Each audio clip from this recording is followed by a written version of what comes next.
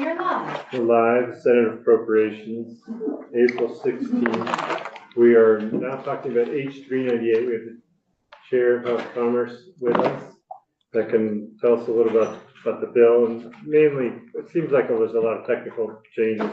We're mainly interested in the appropriation that was, I think, in the original as introduced bill.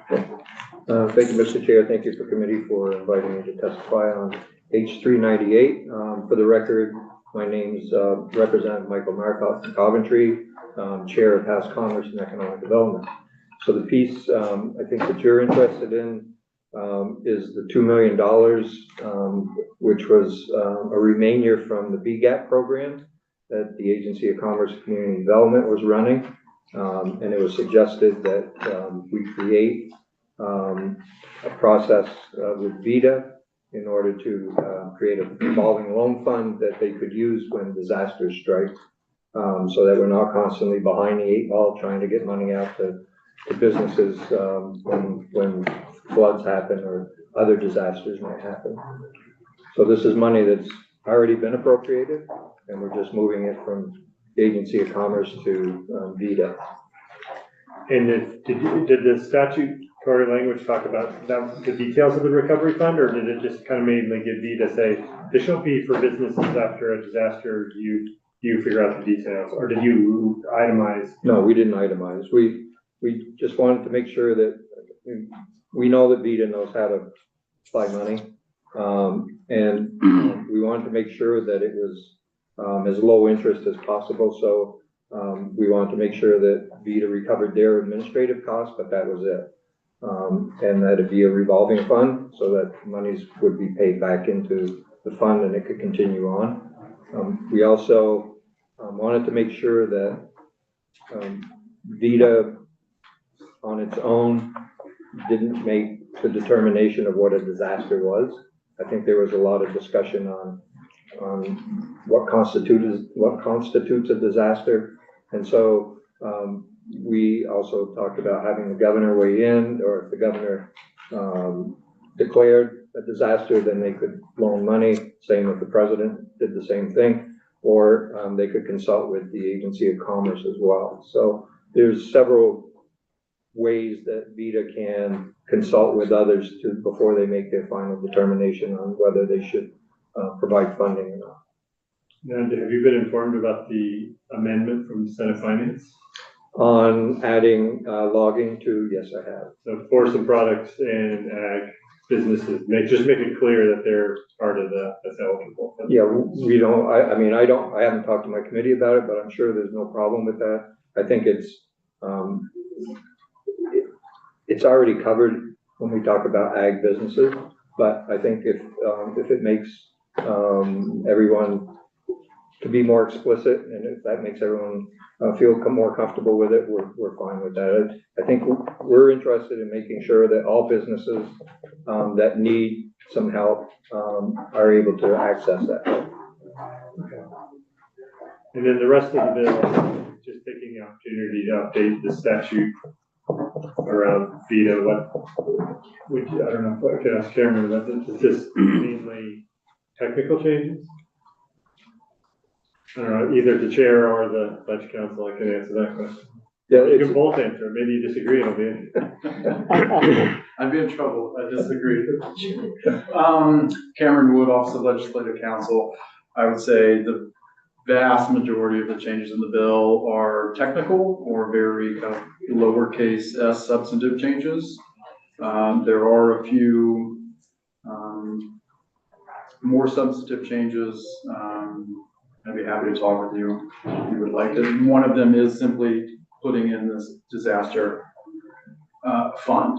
The other one is putting in statute. There's currently a Vermont Sustainable Jobs Strategy that the statute reads that the administration, the governor, has to create a job strategy. There's a specific public comment period and feedback and amendment to it, etc. And VITA can fund specific projects if it meets the criteria outlined in that job strategy.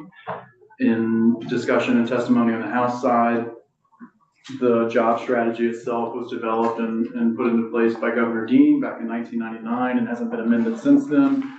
So what this bill would do is it would take that strategy and specifically put it in statute. And so I would say that is probably the other larger substantive policy change that the bill does. It doesn't really change the strategy as it was originally developed. It is just taking it and putting it in statute. And I think the thought there was, and the chair can speak more to this, but wanting to make sure that future administrations, won't come in and significantly alter that and thereby, limit VITA's opportunity to continue to fund certain economic activity that may meet that job strategy. That's helpful. There was one part, I can't find it right now, but there was where it struck in a lot of language, and it looks like you just referenced another part of statute. So yes, sir. What was it? Well, that was one of the technical changes that we made in that subchapter. It specifically calls out findings that VITA has to make before they actually make specific loans or help issue bonds. And so all of those findings are actually referenced in another section. And so it was really more just trying to clean up the statute, kind of condense it down a little bit, make it a little more succinct. So there isn't a substantive change in the findings that VITA has to make. It's just striking it in that section and referring back to where they're already listed in a previous section. Because they seemed like good findings, but I assumed that they were in that reference. Yes, sir, they are. And I cross-referenced those. Again, there's no actual change into the findings that have to be made, and they will still be required to make those findings. It's just in the statute referencing back to where they're already listed. I think I just add one more thing on the BGAP, $2 million, is that we generally don't allow VITA to be a primary lender. Right. This is a departure from that in this small program, that they would be the primary lender. But I think we all understand the disasters we've been in and how important it is to make sure that businesses are able to access some funding in a fast amount of time. Right. And low interest rate. At a low interest rate, and may be difficult because of the situations they're in to actually get a loan from a traditional lender. And will they be secured, or that's up to VITA? That's up to VITA. All right, and JFO, there was a fiscal note on this. Is it just about the $2 million? It is, Christian, joint fiscal. The fiscal note is very brief. It primarily speaks to the $2 million. Just to reiterate what may have already been said, the $2 million is not a new ask for you all to find in FY26. The $2 million is proposed to come from the $7 million set to EGAP. So you will see in C107 of the bill that of the budget bill, you will see this transaction. So you'll see that of that $7 million that went to EGAP, $2 million of that would be for this program, leaving $5 million for EGAP.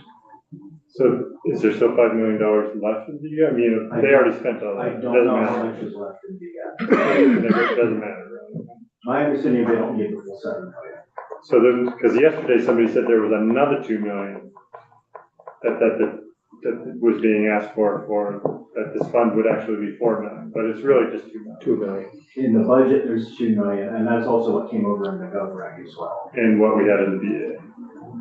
It is sort of based on some of the construct in the VA. There's a big rabbit hole that goes back to backfilling that money that E-Board moved around from prior bills, but the short answer to this is that you all don't need to find $2 million new dollars in FY26. This is repurposing prior year appropriations. But we could use the $2 million for something else if we wanted. Here are the appropriations. Right, I mean, it's not just I'm just making clear. It's not like we don't have to find new money, but we have to find new money for some other $2 million. You are the appropriations. Right. Do you guys remember that? This discussion that it might have been $4 million in that $2 million? Yeah. Maybe it was a dream I had where I got $2 million. Oh, yeah. Because that's what I heard, that VGAP had more money, but maybe VGAP is still making those grants. I think that if they have money, it's encumbered already. So the $2 million wasn't in VGAP. And that's how you came up with that number. Okay. Any questions about this bill, the fiscal note, the drafting, the ledge council? They're all here waiting for your questions. Okay, well, if there's no questions, then I'll entertain a motion to approve the bill. So moved. Okay, between the clerk and the prior clerk.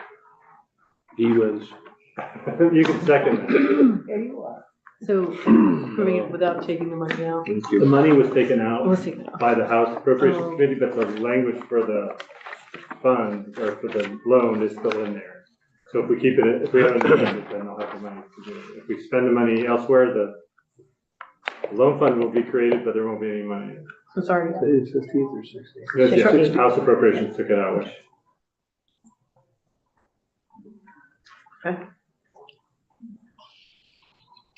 All set? yep, Senator Norris. yes. Senator Watson. Yes. Senator Baruch. I'll hold it. Yeah.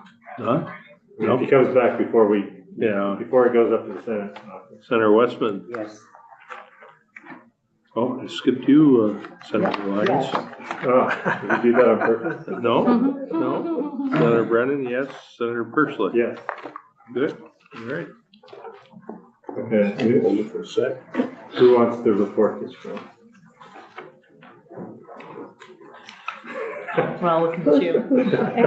Why are you looking at me? Okay, all you have to do is say we're recommending it. It's not a big That is report. true. There's no big money in this one. No, we're saying that we're agreeing with the economic development. Richie will do it. Did you? He'll take it up. Thank you, Chair. Thank you, Appreciate Mr. it. Chair. Appreciate it. Good to see you again. Yeah, good to see you too. Okay. Emily, you're here. Good. Early, we can do it.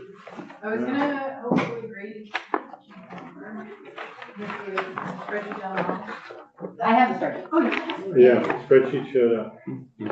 He's grading as we watch him now. I don't know what she. He was, well, Grady was gonna weigh in on parts of this. Okay. Oh, my God, like- Senator Tim Baruch. can vote. Just say yes. Yes. Okay. Carefully considered vote of the day. You should spend 20 million. Now, we We put got that a in raise. English department. the Westman list. There's a move to zero out the UVM English department. What are you gonna Those bums. And do you wanna wait? I can start, I'll start this spreadsheet. Do you need it? So now we're gonna go through all the stuff that we went over a lot with the BEA. Talk about what we're gonna put into the budget. It's kind of like whether we want in the budget, we might not keep in the budget when we have to make it balance, but this is, unless there's, if somebody wants to keep it in, we'll keep it in, similar to Earth before, at this point. Some of it's language, some of it's, a lot of it is language, some of it is dollars. No, There's a lot of money. no, there's not a lot of that going on anymore. The raccoon hands. No.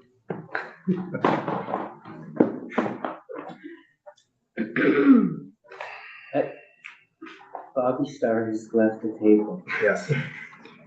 Whenever Bobby was making his big asks, he would go like this.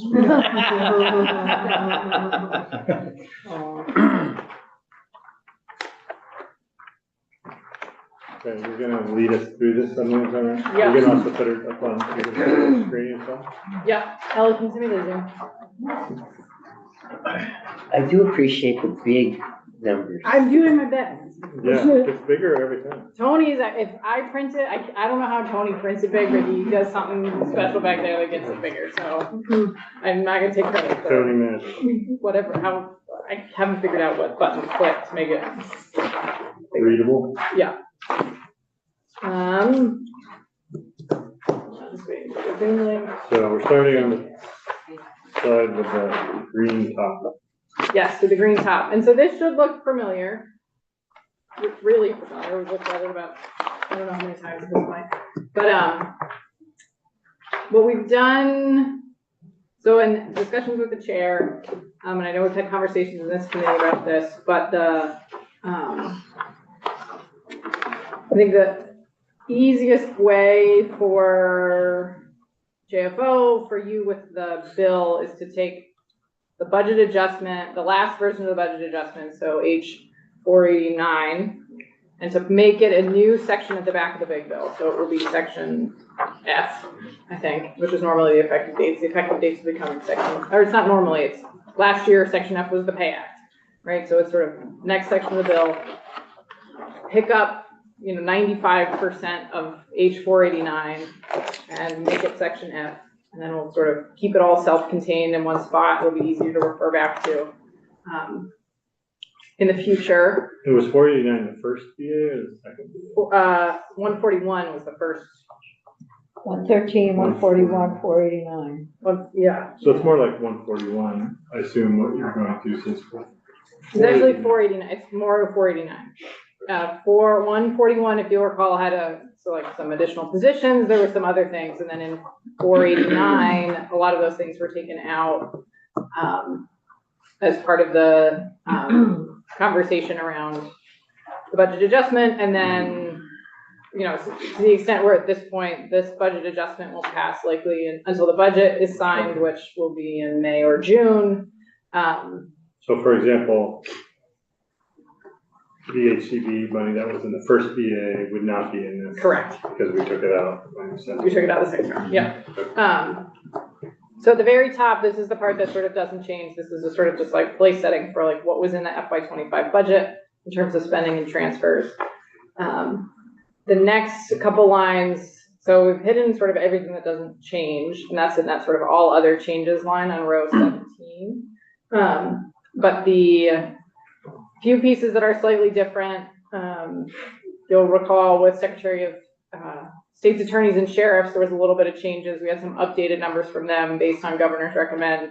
So those were updated in 141, 489, and then they will be incorporated into the changes to FY25 that will be in the FY26. I just dropped my. So the next section's on the spreadsheet, section starting on line 20. So these were all adjustments to one-time appropriations that were in the budget adjustment. These changes won't be in the back of the bill. We're going to make all of the one-time adjustments to FY25 in the C section of the bill. So in the FY25 budget or 26 budget as passed by the House, there are amendments to B1100 of Act 113. We're going to do all the amendments to B1100 of Act 113 in one place rather than two. So the sort of first adjustments, row 19 through row 30, are the changes that were in the budget adjustment to section B1100 that will be in the C section now. And these should look familiar. I don't know if you want me to go through each of them one by one. Well, just the 22, the substance use facilities, can you remind me what that? Yes, so the governor had originally proposed $4 million to go to the health department to help with, provider stabilization. Pulled it into the 10 million, so that's in there. The $11 million to Brattleboro Retreat, money for DCF for their mainframe transition, DCF for the CWIS IT system, and then AHS for the global funds for the global payment program.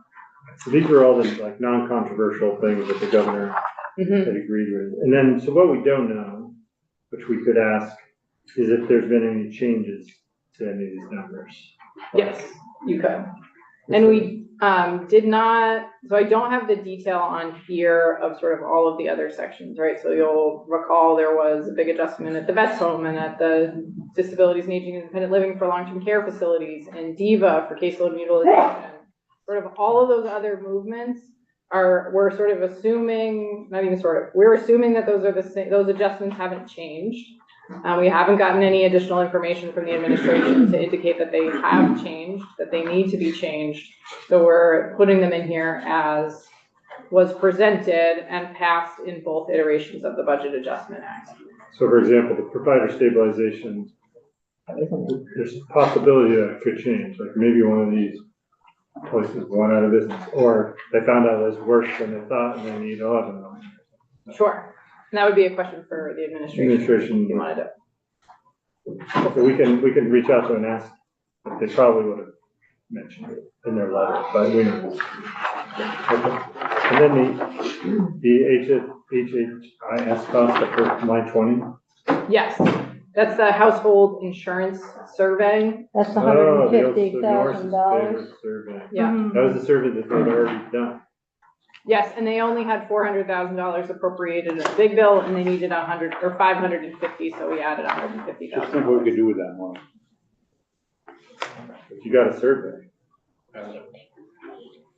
That's for a future time, because they already did survey. This is really just kind of making. I think so. It's every 3 years, right? Yeah.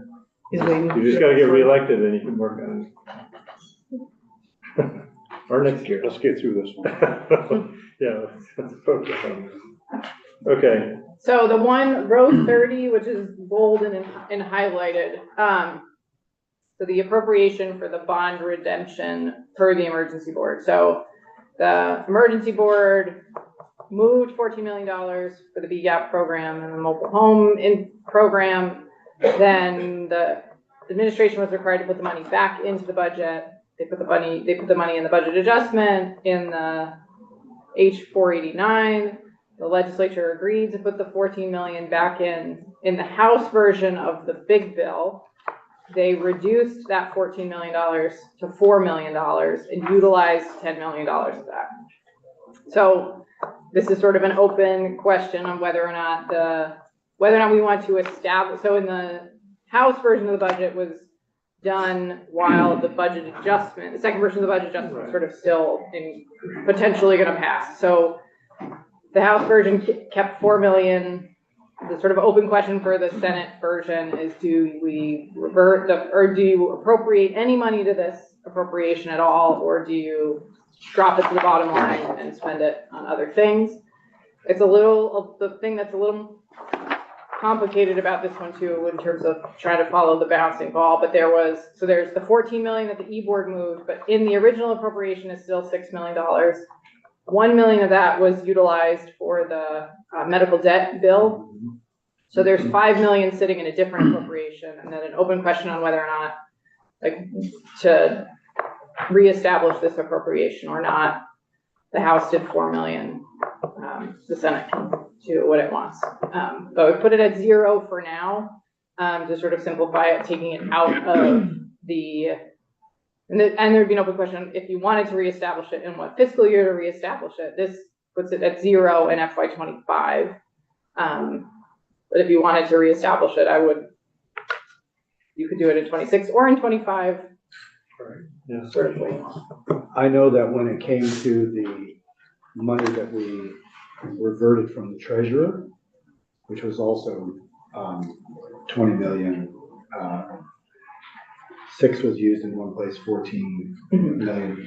The governor specifically mentioned that in his Dear Jan letter as something that would potentially trigger a veto. This is a different. It's the same money, actually. Oh, it's the same thing. Yes. Same issue. Same issue. Okay. So, and I think it was part of the veto of the first budget adjustment. So then in the second budget adjustment, the legislature put the money back in. And then it was vetoed again, so now. But the House has used 10. The House has used 10 of it. So I guess my question then is, do we have a sense from the governor's people whether using that 20 million, because they were holding out, it seemed to me, that it should continue to be held for bond redemption. They still held to their position that the bond redemption was a good idea. The treasurer said he wasn't gonna do it when the interest rates were I know, out of whack, but maybe that'll change in the future, so. but that seems like such a bad way in this moment to treat $20 million as the treasurer is saying you'd lose money if we did the original purpose for it. And it seems like using it either the way the House did or in some other way in the budget makes more sense. I just was wondering if there was an ironclad. I haven't asked them that specifically, but I think when I have talked to them about it, they thought the underlying principle still held, that redeem bonds with cash makes sense when the interest rates aren't. I think they agree with the treasurer, if there's more, if you can make more interest than you're paying, then you should do that. Right, But if interest rates go up, I don't know how far out of whack they are, but it could just be the interest rates go up a percentage point and it's. but, and just, I'll finish with this. Seems like the House has split the baby and said, let's use 10 million for this and leave 10 million for bond redemption. Yeah, You no, know? because 6 minutes already been, They've left 9 million is still Yeah. open, yeah, I would say. Roughly, yeah. yeah. Makes sense to me. I mean, it seems to satisfy what the governor wants. And even then, that 9 million isn't going to be used right now for bond redemption. So we'll probably revisit it next year anyway, so. Sure, Senator Watson. I just want to make sure that I'm understanding what is happening with the fact that it is got a zero here in this incorporated into the budget. So does that mean that we're taking the rest of that money, or that this is? Yeah, can you just like explain Yeah, that again? so- What does it Spend the mean? 9 million, you put a 9 million in that highlighted column. So if you want, so this right, the way that this is structured right now, an additional $4 million flows to the bottom line and is available for you to appropriate in FY '26. But what I'm hearing is maybe leave the $4 million in this appropriation and use it for bond redemption. But so if they're, No, I think it's saying use the remaining 9. use the remaining 9 for for spending in FY '26. Yeah. Okay. So yeah, so this means that no money would be appropriated for bond redemption. What gets a little confusing is by putting a 0 here, it means that there's no new appropriation for bond redemption, which we had to reestablish the appropriation from what the emergency board did. But this does not reflect the $5 million that's remaining in the original appropriation that happened a couple years ago. So if you want to utilize the whole $9 million for the FY '26 budget, we'll have to put in the 26. We can either do it in 25 or 26. We should probably just do it in 26. Revert the remaining $6 million or $5 million in that appropriation, and that will zero out the bond redemption appropriation at this point. So does that mean that potentially we've just found effectively a new $5 million for FY '26? $9 $9 million. $4 million here plus Oh, right. Okay. $5 million in the appropriation. We knew about it because that's the money we spent in the BAA. Right, So like, right.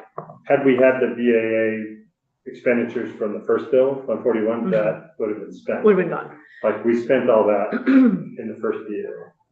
Right. And I suppose we're potentially adding some things back into this budget that were in the BA, so maybe it's not exactly new, but mainly just wanted to know where things were counted, so. And that's kind of what the Clear. House did too. They took some, $5 million for VHCD, and then in BAA, we had them at $8 million. So. Okay, so just to recap really quick, so you will see from row 20 to row 27, those adjustments will be in the C section of the big bill. What happened to rows 28, 29? That's a good question. I probably hit them because they got zeroed out along the way. Maybe that's the Easter egg I wanted you to find today. That's intentional. So starting on line 31 are the C section changes that are already in the big bill. So I wanted to put just all of the changes happening in FY '25 in one place so that we can sort of look at the bottom line on this, and then that will feed into the available for one-time appropriations. So we've been through these once or twice before, but just real quickly. So in C100 of the big bill as passed by the House, there's $1.9 million for RFRs, so request for reclassifications of state police. The same thing, line 33 for game wardens. Well, that shouldn't be DPS, that should be Fish and Wildlife for $290,000. Line 36 in C103 is the additional $800,000 for the judiciary for network security, and the $50,000 for the Essex courthouse bathroom, and that should Actually, not be in the courthouse.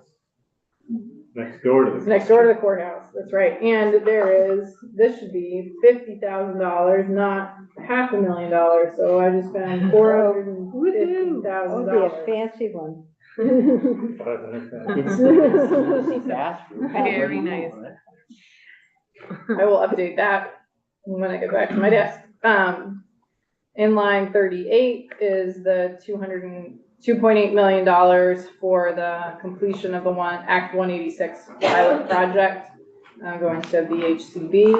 And that it was not in the budget, because they built their budget thinking this was possibly gonna pass, and none of this was in the House's budget.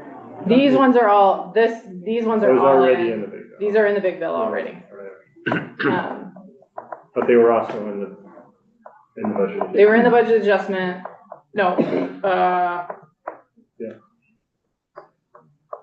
no, we took them out of the budget adjustment, and then the Or House the put them in the second big budget bill. adjustment. The second, they were out of it, some of them were in the original budget adjustment, then they were out of the Right. second budget adjustment, and the House put them in the big bill. Okay. Yeah, okay. One day I'll keep it all straight. Yeah. Okay, so on line 39 and line 40, this is the funding for, the flooded communities, excuse me. So this is, the $200,000 that was appropriated for Addison County, removing that and then reappropriating, 1.8 million for Addison County and the floods that happened in August of 2023 and in July of 2024. So for Addison County, it's 23, and for everybody else, it's 24. Yeah. And then on line 34 and 35, this is the money for the VITA disaster relief fund that you just, related to the bill that you just learned about. So this is the, So what is BGAP? What's that acronym? Business emergency grants, I don't know. Gap Assistance Program. Grant assistance program. Gap Assistance Program. GAP. It was a program set up after the 23 floods, or maybe it was a program that already existed, or we just created it for the floods to help businesses that had damage because of the floods. I went through economic development. yeah. And I think this is to the, because we have to keep talking about the $14 million for the treasurer in the emergency board in in July of 2024, moved $7 million out of the treasurer's appropriation to the BGAP appropriation to help with the communities that were flooded in 2024. But I think there was just, by nature of the flood, there was less impact on businesses than there was in the 2023 floods. So there was extra funds available for this transfer to VITA. Okay, do you have a question, Brendan? No. So so that's all that. So in total, that means in section C of the budget, there will be about $33 million worth of appropriation adjustments. So in total, between what will be in the F section of adjustments to FY25 appropriations that would have been in the Budget Adjustment Act, plus what will go in the C section of $74 million for the general fund changes. So did you say something about convert the appropriation to a transfer? I did not say anything about that one, and What is it? drawing a blank on what Act 181 was. That is the Act 250 reform. Oh. Thank you. Yep. Is this the The land use review board. yeah, Yes, because there- we're just transferring it from the old board to the new Oh, board. yeah. I was thinking about, I might have some documentation. for Yeah. that. And this was, they had I think Act 181 appropriated $900,000 of general funds to the land review board. And then rather than do it as an appropriation directly to them, they transferred the same amount of money to their special fund. So it's a net zero thing. The transfer is in this other transfers that's on line 48 of this sheet. Okay. If we go to the next page, there are no changes in the transfers section. These are all the same. The transfers will occur as they would have with the budget adjustment. And then but on 46, the additional cannabis funds, do you just mean, what do you mean by additional? So it is a, And then I can remember when this this is works. not, that's just what we had in the, Yes, it's more money coming into the general fund, which is why it's a negative. If it's coming out of the general fund, does that make sense? transfers to or from. Yes. So if it's a negative number, it's to the general. It's coming to the general fund. So there's an increase, there was an anticipated increase in FY '25 of $3 million to the general fund. What we spoke about yesterday is an anticipated 26 transfer. So this is FY '25. Yeah. So we never, would we actually do that separately? Like, Yes, it'll be in the language and it'll be in the, it would be in the C section. it would normally be in the C section. I can't remember if we're gonna leave it in the C section or if we'll move it to the F section, but we can talk about that when we go through the language itself. Okay. So all of these transfers are the same as they were as in the Why was last, there a debt service change? shouldn't be a debt service change. I mean, just why in BA? Oh. We have that? They needed I think they looked at the timing of when the bonds were issued and when the debt service payments were made, and they needed an additional $5 million to make the 2025 debt service payment, I believe. They must have already made it, so we're just cleaning up the books by the transfer. Okay, so no changes on those in What's total. the additional $3 million to the insurance for reserve fund? Yes, so there was, where's the, I gotta remember what the $3 million was spent on. It says it in the notes. There's a reversion from the appropriations of VHFA in the Secretary of Administration's office. Right. And then it was transferred to the insurance Oh, reserve. that was the fund. thing where they said there was gonna be more money. That's probably it, yeah. They said, because we was gonna be 3, but then there's gonna be, We took 2 more in the big bill. and that just was at the bottom line. But there's, but still have 3 to fill that. This is the debt capitalization, right? I always have to look at anything that says debt capitalization. I think so. Because they said they were at a deficit in that fund, and they need to capitalize the deficit to get it back. Oh, yeah. That's what Gresham was calling. Yeah, that sounds right. Okay. And this was the, well, I guess because we self-insure, it was one of the insurance, like the state employees insurance.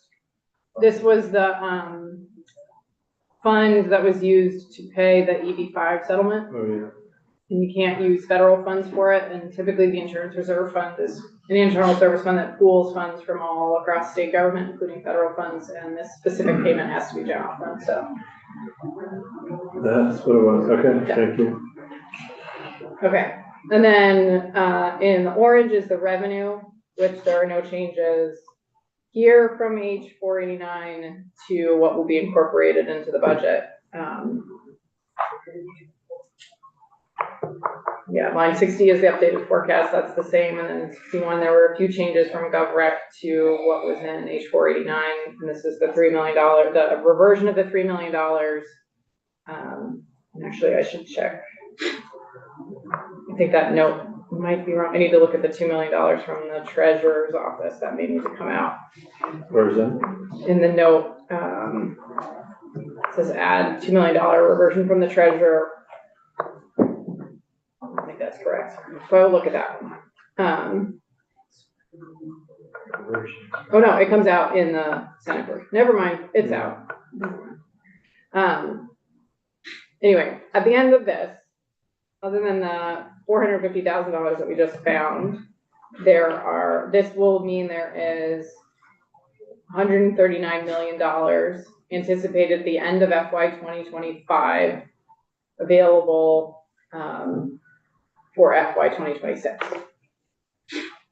So we will update the one-time spreadsheet, the available sources for one-time spending to match this as your FY 25. But right now, that number, is 170,000, all right? Go up 3 is fine. 130, so the FY 25 carry forward. Yeah. So it's 136 and it's 139. And that doesn't include that extra money from the bond redemption. It would be higher. Right, there'll be another 6 or 5. 134. 140. Okay. Great. Okay, does anybody have any questions on this or anything on here that they don't want to move into the budget?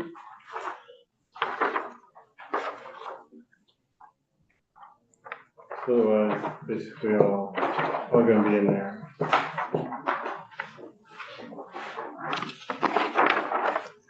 We'll have another crack at it.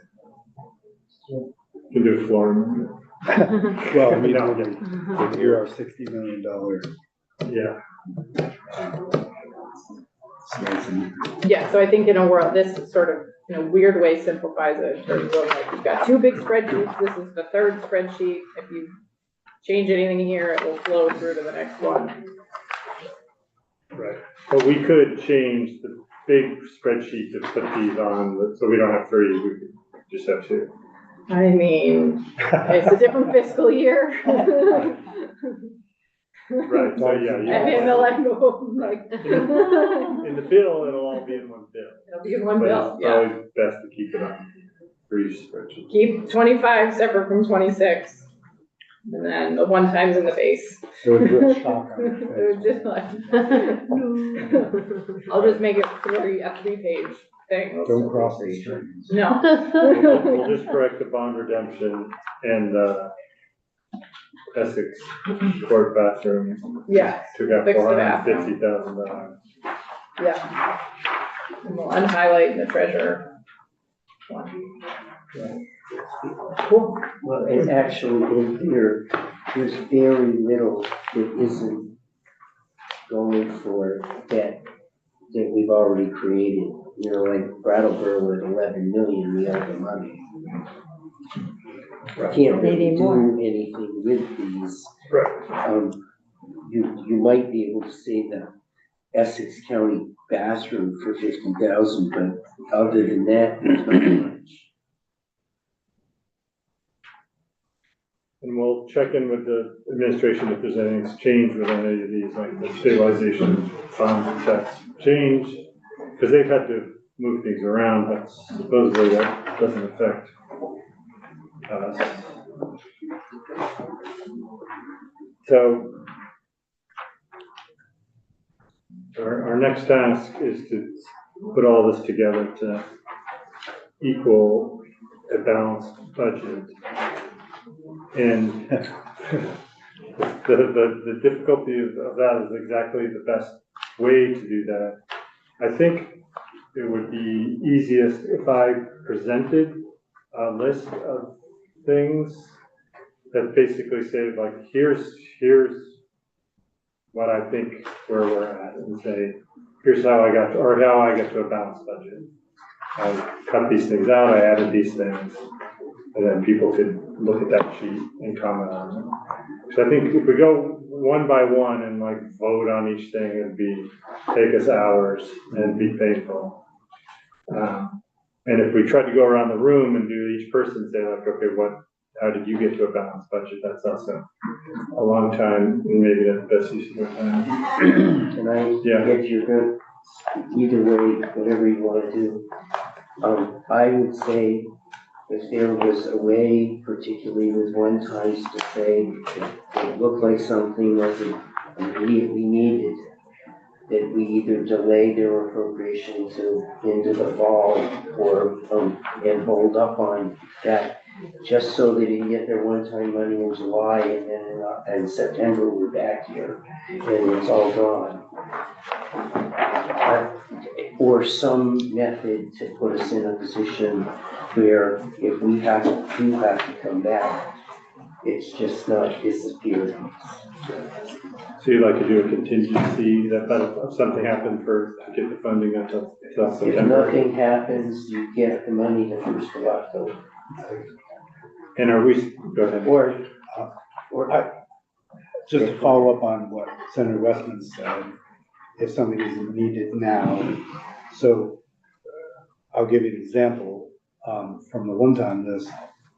We have the 7.5 million for, a disaster fund, a farm disaster fund. Totally support the concept and support putting real money into it. But if it was 5 million instead of 7.5 million, it's for things that have not happened yet. So if we cut that to 5 million, it's 5 million to the good, because it doesn't exist yet. And probably we wouldn't use that. So that seems to be an example of what you're talking about. But I think what Senator Westman is also saying is like, even if it's something that's a one-time, we say like, we'll hold off on that until September to see what the federal budget is gonna be. I see. And then if things are okay, then we get the money. If not, I don't know how we word that. Seems complicated, but I don't know how we would word it or either, and I would say if October 1st is the date of the federal budget, by then we probably have an idea, but I'm just a little antsy about July 1st coming and we send out the one-time money and it goes poof, and then we find out in the fall that we're and I don't, and we wish we hadn't done something. But I think you're exactly, stuff like that, absolutely. Yeah. And if nothing happens, I'm fine with capitalizing that too. okay. And then we have other requests. So we're not limited to the things on this sheet. That's a good thing to remind us. That this are the 3 sheets. Those are things that were either in the DAA or in the House budget, or things that we have to add a little bit along the way.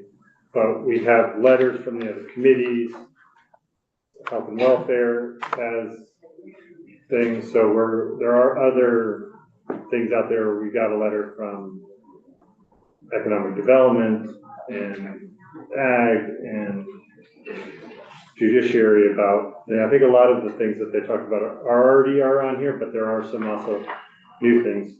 And in addition, if there was something that wasn't in any of the 3 sheets that's just in the web report, you could make a proposal to change a budget that's anywhere. Like, you're not limited to what's on the sheets. You could go into any agency's base budget and propose a change. Like, it's seldom that we ever do that, but that is technically still allowed. We could entertain anything in the entire state budget to make changes to. Yeah. Can I just say a couple Yeah, things yeah. about this? So, right, our committee has spent a good amount of time going through spreadsheets that Nolan prepared for us. And there are some things that are not in the budget currently that we would like to have considered. And so we did draft a letter with our priorities. So for example, one thing that's not in the budget, to my understanding, is Meals on Wheels, which we feel is some very important basic program to help people. What is that number to me? We didn't put a number, but I'm trying to remember exactly what it is. 2 million. What is it, 2 million they asked for, but we're not being specific because we understand what the budget looks like.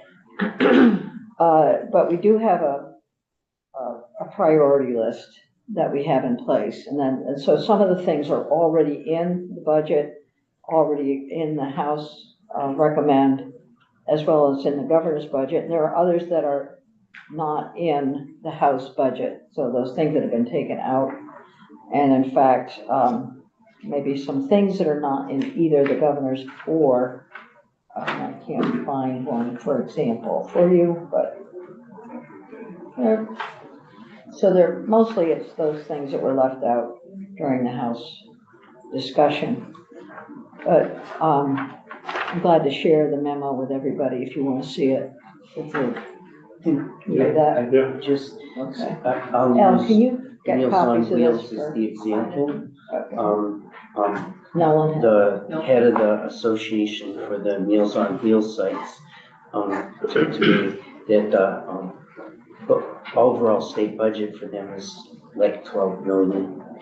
And they get about 7 through different sources from the federal government and the state, and they raise about 5 more.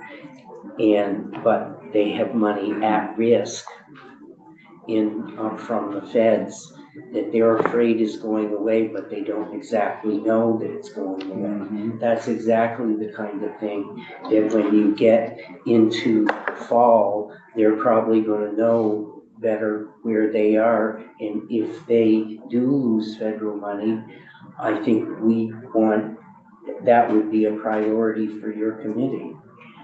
Well, I think, our priorities based on our principles are primary care, prevention, fundamental needs such as food, housing, Meals on Wheels, and we are working on the housing piece with H91 in many regard, and then safety net programs. So, and trying to prioritize current ongoing programs rather than new initiatives, which is, I think what we should do right now. There are some new initiatives being proposed that we might be attracted to, but there are also ongoing programs similar that would need support. Then looking at both primary care prevention and also at the long-term end of long-term care, stabilizing our safety net through our designated agencies and their specific budget items that are already in the big bill that we can talk about to what extent. So our SSAs and our DAs, one of the things that came up was a rate increase for our skilled home health folks. We feel that that's really important right now, including our adult days. And then some other targeted areas, what is known as bridges to health for those folks who may not have access to health care, and a Medicare savings program for senior citizens to increase their access to Medicare beneficiary program. And then one of the things that I think is already we talked about with the BAA is the $2.8 million for the Developmental Disabilities Council housing. And then we have other things that we might consider should we have money to do it. And of course, we're very supportive of the bills that we passed, including 126 and 218, which we will get tomorrow, which comes out of the opioid abatement fund, and DULA, which we've already looked at today, and then 5091, which is in a work in progress. So there is a lot here.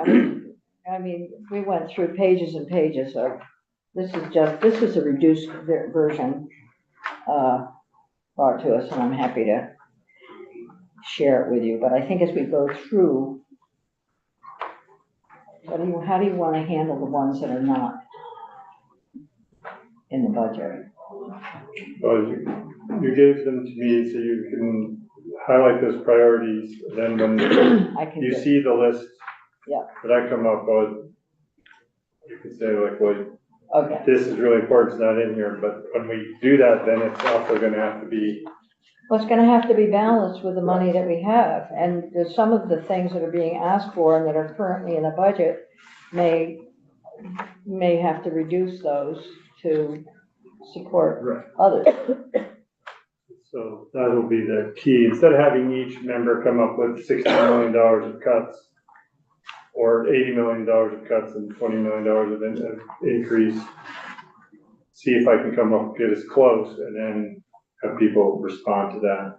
I still have to understand the Norris proposal a little better, but I think We don't get a small little request in transportation. transportation bill, You're about $1 to billion. vote for.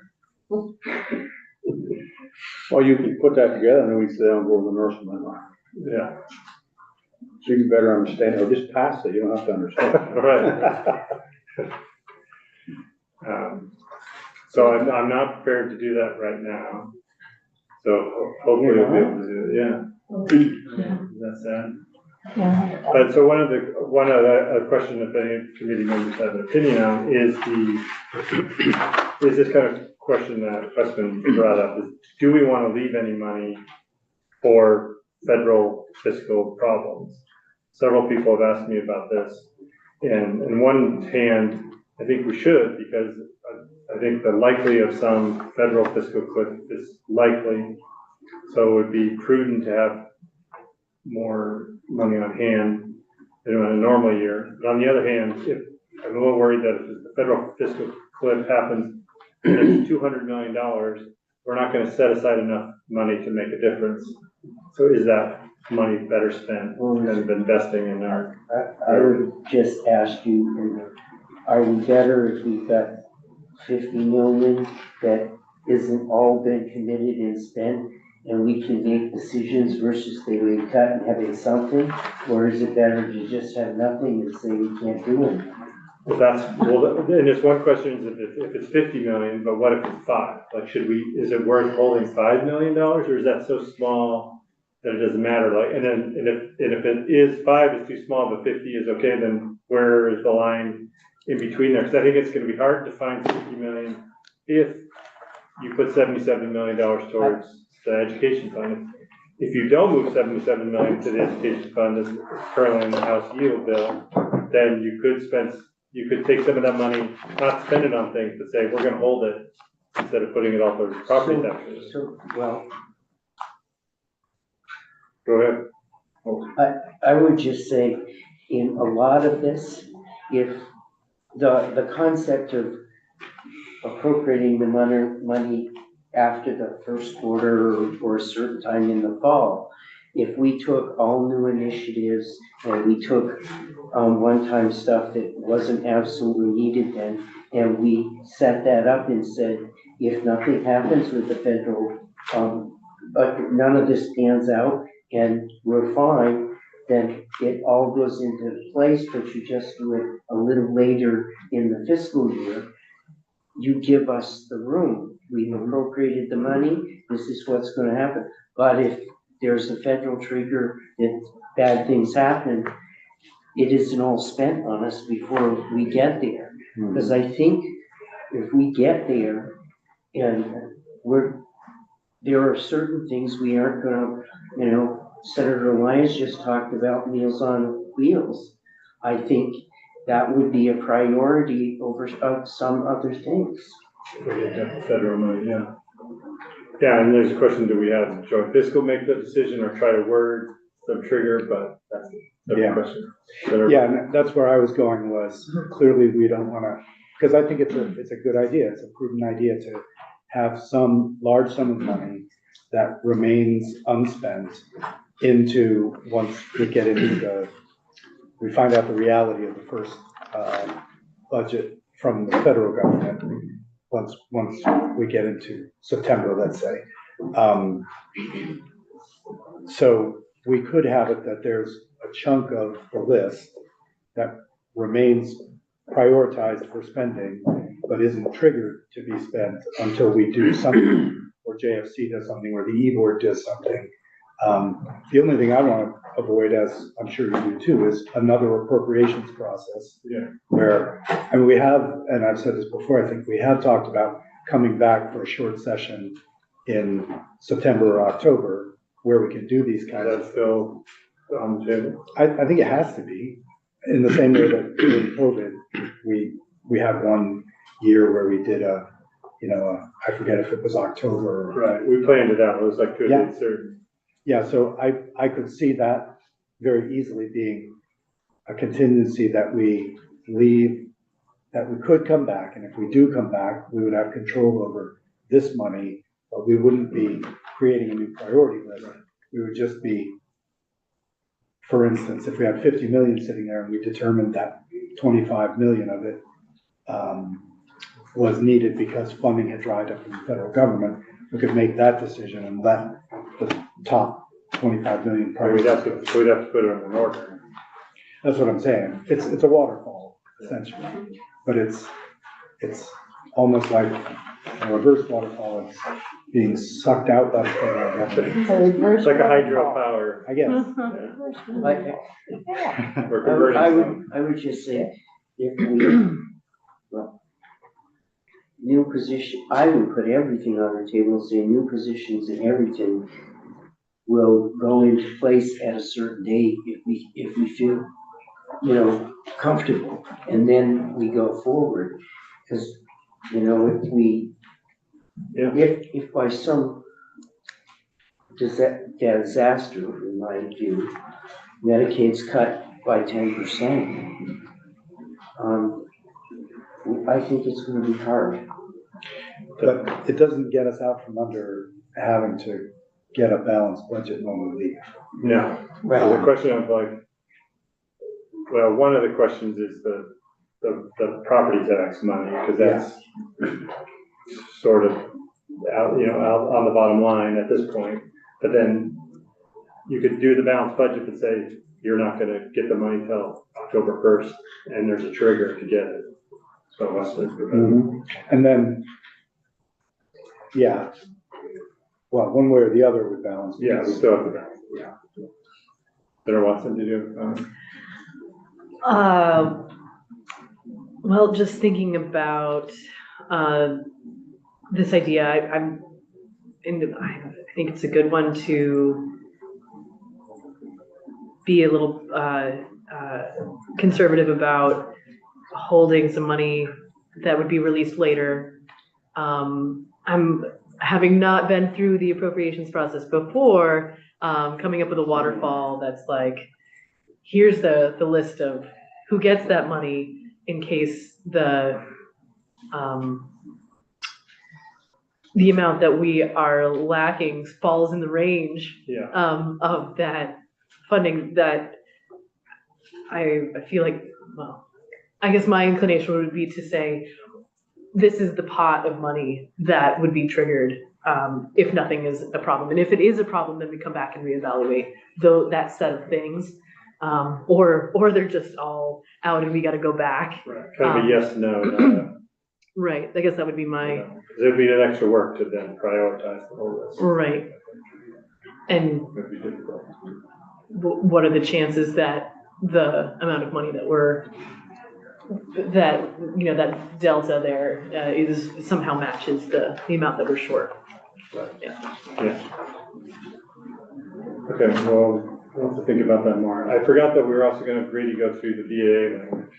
So, but that's maybe helpful discussion for anybody in the room or listening that wants to listen to us go through budget items. We're not going to do that today. So we're just going to have Grady go through the BAA language, see if there's anything we don't want to keep into the big bill, then we'll be done. We won't go into the details of budget decisions. Thank you, Emily. Unless you have anything else you want to say.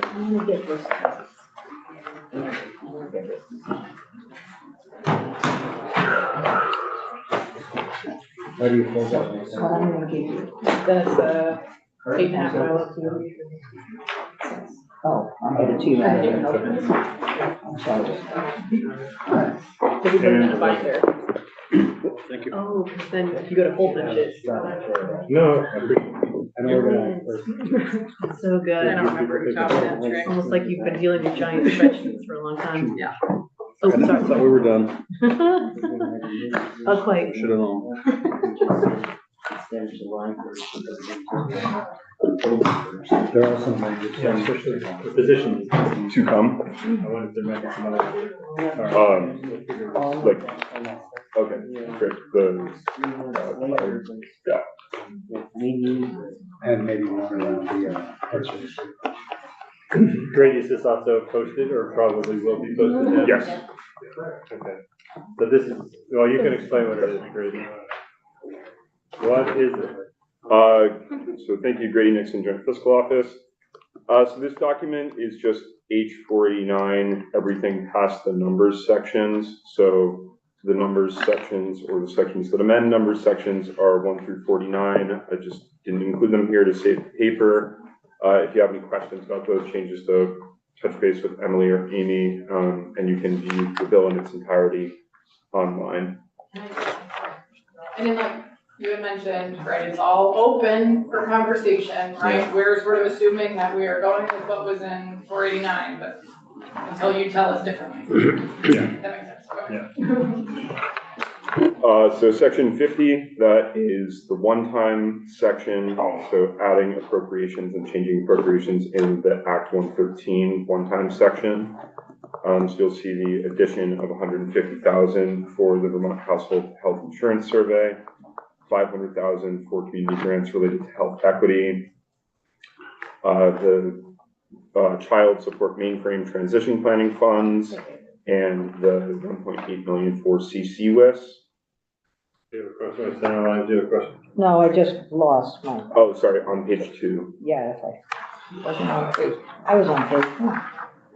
Continuing on, there's tweaks to the dollar amounts for general fund, federal fund match for global commitment, Medicaid global payment. On page 3, you'll see the corresponding global commitment amount for the Medicaid global payment. And then the addition of 10 million for provider stabilization grants and 11 million for the alternative payment to Brattleboro Retreat. And then in sub W, this is the $14 million treasurer appropriation, so that pending the committee's decision would be the one thing that would change in this section. That appropriation would not be added to Act 113. So it'd be taken out of the 49 language. Because if it's 0, we don't have to mention it. Right. Section 51, beginning on the bottom of page 3 and continuing on page 4, this is just the updates to the property transfer tax allocation to make it in aligned with the intent of the General Assembly. On page 5, section 52, this is updates to fund transfer amounts. And so you'll see here the 3 million in sub O on page 6 for the state liability self-insurance fund, and in sub P, the 220,000 for the emergency personnel survivors benefit fund.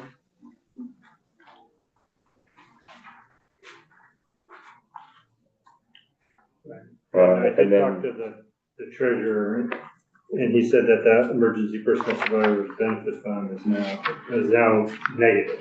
So they had a couple claims since the BAA. beginning on page 9, section 53 is the reversion section. So you'll see at the bottom,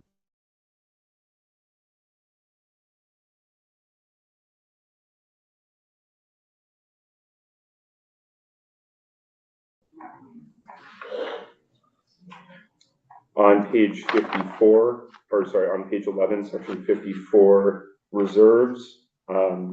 This is just the updates to the reserves. On page 12 in sub D, this is where the House put in, or where both chambers put in money reserving up to $133 million. So this would likely be impacted by any pending changes on closeout that the committee makes. And that was just the number that the House had selected, kind of out of the air. So, Right? I mean, it wasn't made up, it was based on. I mean, it was an estimate. Anticipated, unspent and unallocated at the end of FY '25.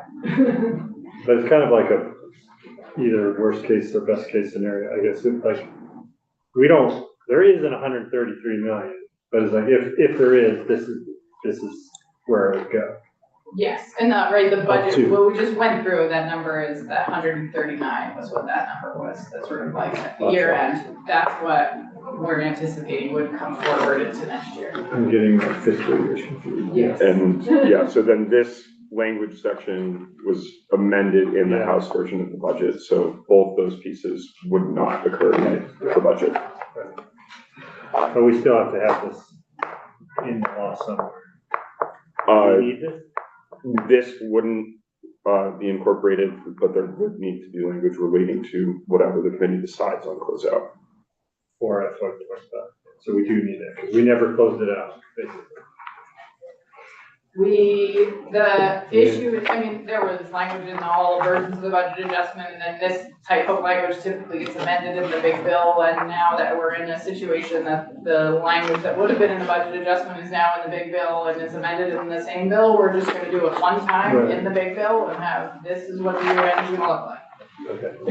Or what the year end did look like. Well, it hasn't closed out It yet, hasn't closed out it's yet. June 30th. Right, I got that.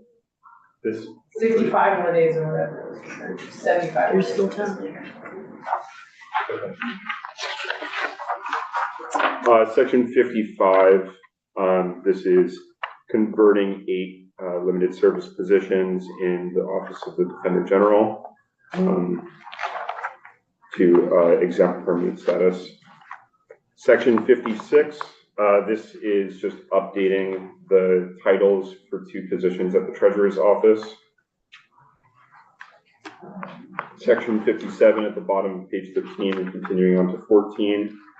This is just updating the dollar figures for state match available for local education agencies for eligible special education school-based Medicaid services. Section 58, beginning on the bottom of page 14 and continuing on to 15. This was just a technical update correcting the reference to the Liquor Control Board to the Liquor Control Fund.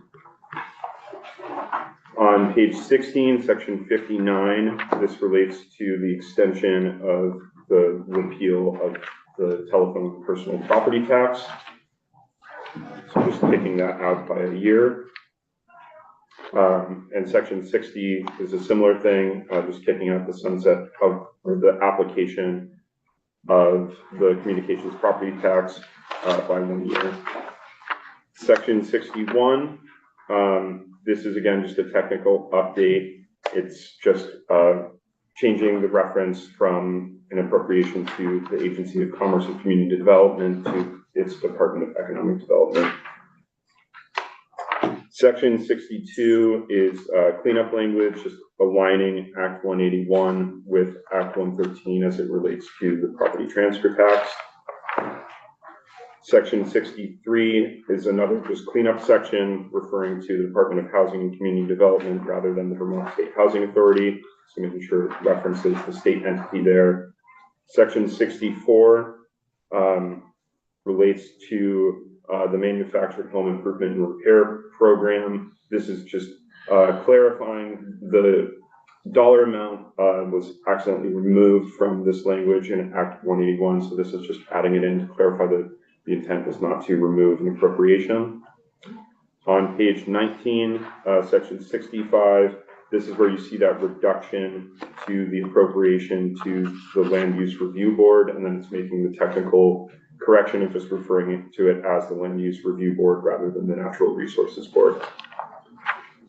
Section 66 is the compensation for overpayment for towns over in the kingdom. And that was just the original language was by town and wasn't actionable, so this is painted through by the district. Section 67 on page 23, this is where they were amending prior year appropriations, expanding the allowable uses of a $15 million appropriation rather than just for FEMA claims, for federal reimbursement relating to presidentially declared disasters in FY24 or 25, or to fund unanticipated statewide costs relating to recovery. There's also language in this section relating to the extension of the Blueprint for Health Hub and Spoke pilot program. So in multiple spots, just removing 2-year and saying that unexpended appropriations shall carry forward into subsequent fiscal years and remain available for this purpose. There's also on page 25, an amendment to a prior year appropriation to the Joint Fiscal Office to allow for those funds to be used for consulting services. Section 68 This is just adding in that human capital management is an allowable use of that prior year appropriation for ERP. So just making sure that all elements of that project can be addressed with that funding. Section 69 is a technical correction to the Technology Modernization Special Fund statute, just clarifying that funds can't be appropriated, but transferred to it.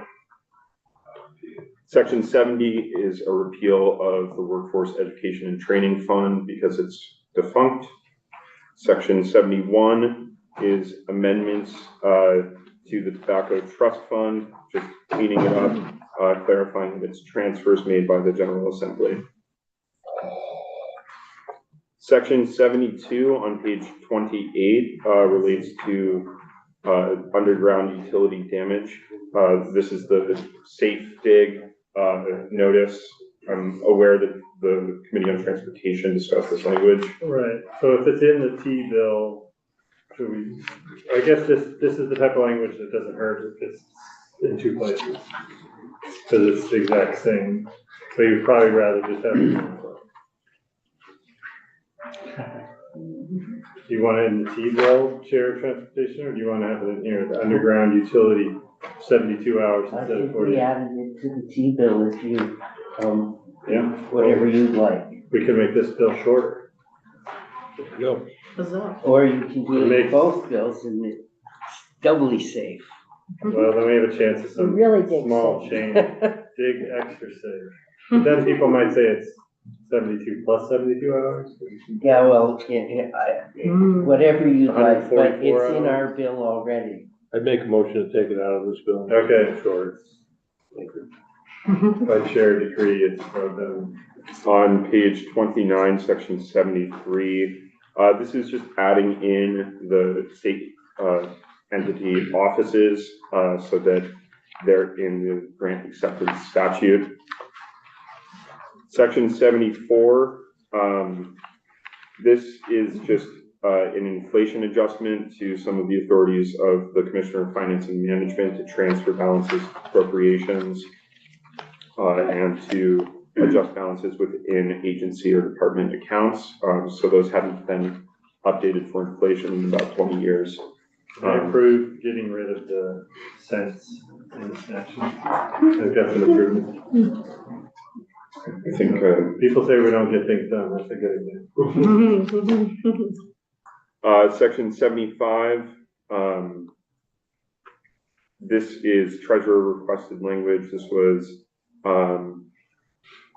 just to align with the haircut, so aligning statute with best practices for debt service. Section 76 touches on the same thing. And section 77 is also just to make sure that debt service practices are aligned with best practices. On page 33, section 78, this is another repeal of the defunct fund. Section 79 is the rental housing revolving loan program. This was the VHFA request to allow for them to negotiate an agreement where a rent increase would be an amount otherwise authorized by the agency rather than just limited to 3%. So giving that flexibility there. Section 80, this is some cleanup language to the Human Services Caseload Reserve. So just, yeah, all just technical cleanups there. Section 81, the Child Care Contribution Special Fund, directs the Secretary of Administration in FY25 to unreserve and transfer funds from the Human Services Caseload Reserve to the Child Care Contribution Special Fund as necessary to maintain a balance that appropriately supports the state's statutory obligations. Are we gonna, I guess we still want this, even if we make other changes, do we still want this? This is for FY25, yeah. Or it's also just for? Yeah. Okay. Section 82, beginning on the bottom of page 35 and continuing on to page 36. This is study language for facility work programs, directing the Department of corrections to evaluate the efficacy of those programs and the funding for them. On page 37, section 83, this is Medicaid providers stabilization grants. So this clarifies that of the funds that are appropriated in that 10 million for provider stabilization grants, that all Vermont Medicaid providers with demonstrated stabilization needs and a plan to achieve sustainability shall be eligible for them. And then it also includes report language from DEVA on that. Section 84 is the adult diploma program. So this was where statute was changed. The old program was removed from statute, the new one was established. It left a certain number of students in limbo where the program that they were studying under no longer existed. So this would make sure that they're still eligible for their diplomas. We're gonna have other language on the adult diploma program, but this language should still stay because this deals just with the diploma issue, not That's with just funding. diploma, yeah. And this section does, in sub B on page 39, have sub B repealing it on July 1. So now that it's being moved into the budget, Ledge Council confirmed that removing that wouldn't be an issue, but it might make sense to remove the repeal of the section, just given the timing of the budget. Because they might get the diplomas done by this time, kind of. If the budget weren't to be enacted until. So just strike that B section. Section 85, SNAP, this just relates to directing the Department for Children and Families to maximize discretionary exemptions in SNAP to the extent permitted by federal regulation for the remainder of FY25. Section 86 is amendments just extending the marriage license fee at the current $80, otherwise it would be knocked down to I think 65. And then we got rid of the, so there won't be a sunset. Correct. Made a permit. On page 40, section 87, this is the change to the appropriation for the sergeant at arms. So this is where it's allowing for that appropriation to be used for the purchase of the x-ray machine. And this was also put into the House capital bill, so it wouldn't need to be included in the budget. Did they also get rid of the cents when they put it in the capital? I would have to double check. This is another thing that, it's kind of like the survey, they already spent the money. Right. But if it's in the capital bill, but doesn't matter to me where it is. Section 88 is the GA emergency housing change.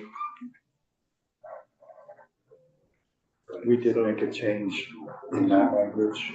We suggested a change. Right, but this April 1st is already passed, so we'll just talk about this later. Okay. Section 89 on page 41, this relates to just extending the hold harmless payments for communities hit by floods in 2024.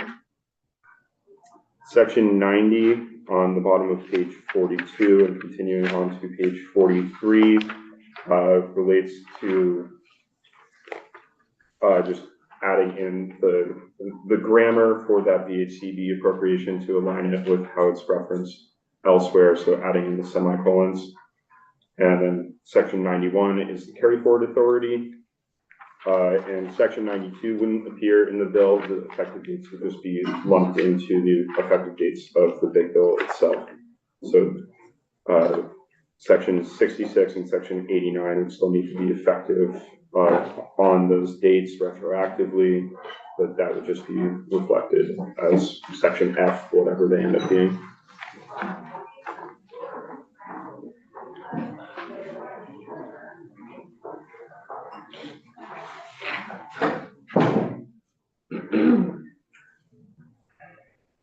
Okey-dokey.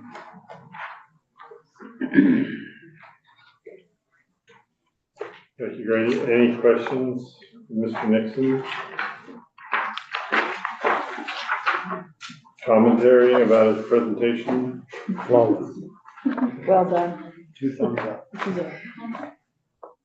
Okay, thanks, Grady.